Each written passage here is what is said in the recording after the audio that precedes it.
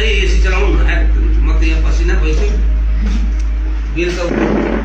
छोड्दैन अनि मलाई जाडो भएन ए किन गर्मी हुन्छ सब भनेपछि लगेर खाना नि खुवाउँछन् भने अहिले लगेर खाना खुवाउँछु मेरो मसँग एउटा मेरो साथी मसँग मेरो एउटा साथी थियो होइन प्रत्येक खड्काबाट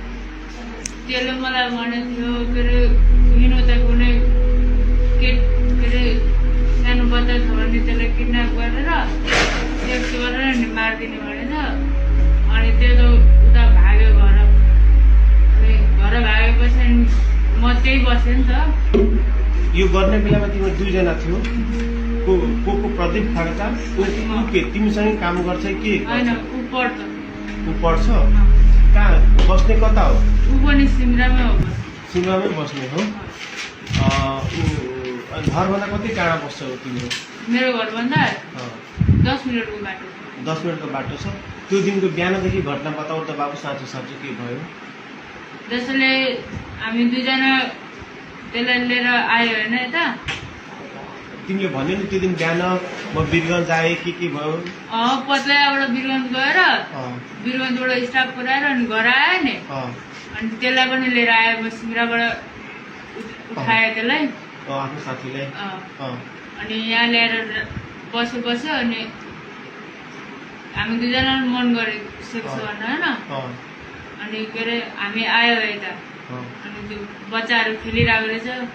हामी खेल्न गएको होइन बच्चाहरू खेलिरहेको रहेछ अनि त्यहाँबाट चक्लेटको लालच दिएर कतिजना बच्चाहरू खेलिरहेको थियो 3 जना थियो 2 जना केटा थियो एउटा केटी थियो अनि केटी चाहिँ यही डर के अरे गढीमा रहेछ पहिलेबाट चिन्थ्यो त्यो नानुलाई चिन्दैन थियो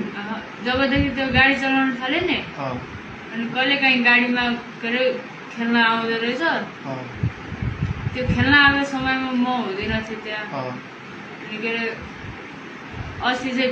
भेटाएको थियो अनि त्यसलाई नि गर्नु मन लागेको थियो घरमा कोही पनि थिएन त्यसको नि कोही पनि थिएन मेरो नि कोही थिएन लिएर आयो